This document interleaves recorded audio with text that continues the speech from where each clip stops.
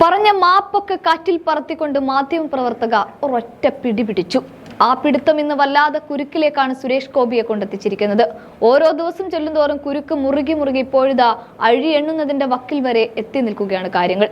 സിനിമകളിൽ കൂടുതലും പോലീസ് വേഷം ചെയ്ത് ജീവിതത്തിൽ പോലും ആ വേഷങ്ങളിൽ നിന്നൊന്നും പുറത്തു വന്നിട്ടില്ല എന്നൊക്കെ രാഷ്ട്രീയ എതിരാളികൾ വട്ടമിട്ടു പറയുന്ന സുരേഷ് ഗോപിയെ കാത്ത് ജാമ്യമില്ലാത്ത 5 വർഷത്തെ തടവിലേക്ക് പോയാൽ കാര്യങ്ങൾ രാഷ്ട്രീയപരമായി മാത്രമല്ല, അത് സുരേഷ് ഗോപിയുടെ വ്യക്തി ജീവിതത്തിലും വല്ലാതെ ബാധിക്കും. മോശം ഉദ്ദേശത്തോടെ സുരേഷ് ഗോപി സ്പർശിച്ചെന്ന് കാണിച്ചുള്ള പരാതിയിൽ 354A വകുപ്പ് ചുമത്തിയാണ് പോലീസ് കേസെടുത്തത്. കേസിൽ നവംബർ 18 സുരേഷ് ഗോപിയെ ചോദ്യം ചെയ്ത ശേഷം വിട്ടയക്കുകയായിരുന്നു. എന്നാൽ IPC 354 പ്രകാരം സ്ത്രീത്വത്തെ അപമാനിച്ചെന്ന കുറ്റം കേസിൽ പോലീസ് ഉൾപ്പെടുത്തുകയായിരുന്നു. 5 വർഷം വരെ തടവ് ലഭിക്കാവുന്ന ജാമ്യമില്ലാത്ത കുറ്റമായതിനാൽ അറസ്റ്റ് ചെയ്യുമെന്ന ആശങ്കയിലാണിപ്പോൾ. ജനുവരി 17 മകളുടെ വിവാഹം ഗുരുവായൂരിലും റിസപ്ഷൻ തിരുവനന്തപുരത്തും നടത്താൻ തീരുമാനിച്ചിരിക്കുകയുമാണ്.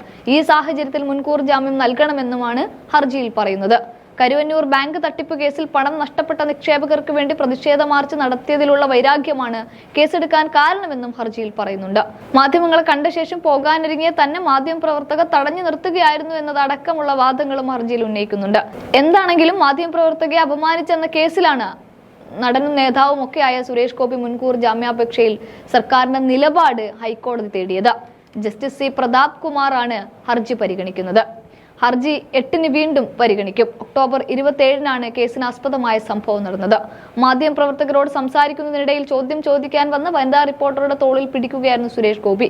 മാധ്യമപ്രവർത്തകർ കൈതട്ടി മാറ്റിയെങ്കിലും വീണ്ടും സുരേഷ് ഗോപി ഇത് ആവർത്തിക്കുകയായിരുന്നു. തുടർന്ന് സ്ത്രീത്വത്തെ അപമാനിച്ചെന്ന് കാണിച്ച് മാധ്യമപ്രവർത്തകർ പോലീസിൽ പരാതിയും നൽകിയിരുന്നു.